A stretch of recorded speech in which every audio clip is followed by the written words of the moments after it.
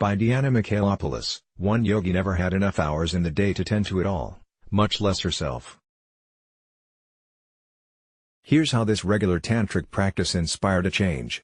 As a yogi, I've grasped the concept of abundance, intellectually, but as someone easily wet out of balance by overbearing personalities or overwhelming workloads, I've never been entirely convinced that the universe could accommodate both my needs and virtually anything else at hand. Things get crowded quickly. My chest tightens and hip flexors grip. I ditch plans to practice yoga, stop making nourishing meals, and skip dates to connect with dear friends, or, most importantly, myself. It may all go back to growing up in a Greek household, which involved what I'll generously call a spirited communication style. Somehow, stillness and peace were elusive in a two-story home with big bedrooms and a finished basement. And this perceived lack of space spilled into an underlying, unchecked zero-sum mentality that has shaped my perspective ever since. In early college, roommates and I lamented the supposed dearth of eligible partners in the dating scene. When peers sustained relationships, I'd shake my head and say, they're stealing from the pot, as though, like a soup special on a cold day, our campus could just run out of love. Last year, a yoga teacher and I showed up for a filming project and both felt under the weather. By mid-afternoon, I'd recovered. I used up all the good vibes when you needed it most. I joked. She, kindly, reminded me that there is an infinite source of healing for all. This isn't exactly what I thought I'd confront as I embarked on YJ's month-long challenge to practice a chakra meditation every day. Finding calm? Sure. Less stress? Looked forward to that. Spiritual ecstasy? If I'm lucky, great, but not a must. Instead, it was time to take a look at my internal space-time continuum, learn more about a chakra meditation and how to start a 31-day challenge as well.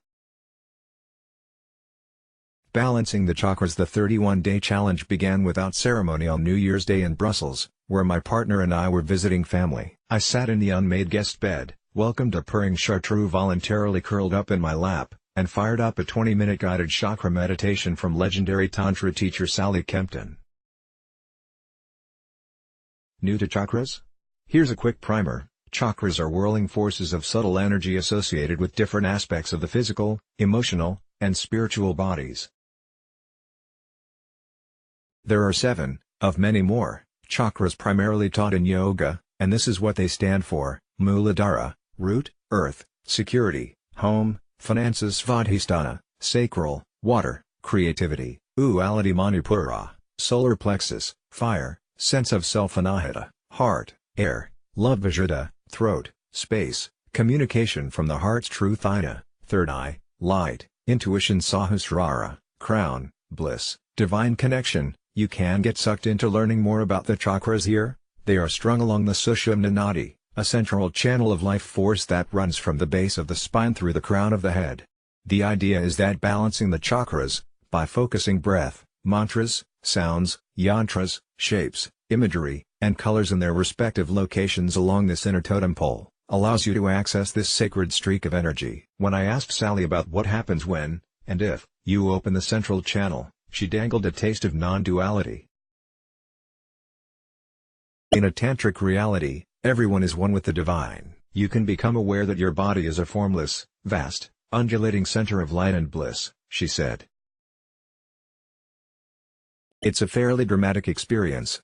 It all sounds esoteric, so I wouldn't expect everyone to embrace it, but I'd microdosed on chakra practices for over 15 years, so I was ready to dive in. When I was 20, I found a random chakra book in my East Village sublet and journaled a root chakra affirmation that resonated. I am safe, I trust in the natural flow of life, I take my natural place in the world, content in the knowledge that all I need will come to me in the right time and place. Years later, within the context of a vigorous flow, Sean Korn presented the chakras as a psychological roadmap for growth. Then I met Tantra and Kriya masters Alan and Sarah Finger, who brought the chakras to light with concrete techniques to harmonize them. It was the first time I learned that chakras is a subtle body technology. They also answered a good question: how do you actually locate a chakra? For me, Bia, seed, mantras were the entry point. With enough focus, Repeating the staccato sounds, in the case of the root chakra, lam, help me trace a pulse in a specific location, pelvic floor. Even so, beaming awareness and imagery to ambiguous areas in my body required concentration and good faith. As a result, the neurotic part of my brain didn't focus on the usual storylines, deadlines, challenges, or how much time is left in this meditation. I was lulled by the mantra's vibrations, and all the visualizations inspired my imagination, a boon for anyone who spends too much time in type A territory. There was a misstep when I first imagined elements, earth, water, fire, space, light, bliss, associated with each chakra. Before Brussels, I'd traveled to Rome, so my mind conjured scenes from the Colosseum, snarled roots in its underbelly, water rising in the amphitheater. I quickly decided not to instill scenes from such an infamous space. Instead I coaxed meaningful imagery, strong roots holding up the mermaid-like mahogany trees I'd seen on Costa Rica's Osa Peninsula, emerald lakes tucked into rarely trekked valleys of the Sierra Nevada that I'd swam in, the pulse of my apartment stove's burner enacting a flame in my belly, a tiny flame on a stick of Palo Santo in my heart center. A Magritte sky in my throat, leading to a golden hour light spilling in from my third eye and crown. The real test came later in the month, when my schedule packed up. How the chakras created space in my body, mind, and life. Right away things shifted. I was still on holiday when my coworkers began trickling back into the office. Although I still checked my email, it may take a year of meditation to bust that habit. I didn't feel my heart pound as they came in. I felt freedom as I visited museums, enjoyed the Art Nouveau architecture, and connected with family. Instead of seeking the usual alone time when I returned to New York, I invited good friends over for dinner and king cake. Once I resumed the grind, that vacation halo lasted longer than usual. Each meditation felt like it was literally emptying me of clutter and fog, leaving me with clarity. And, yes, in some sitting practices, I could feel like I was filling up with light. The real test came later in the month, when my schedule packed up. I prepared for an upcoming filming in another state.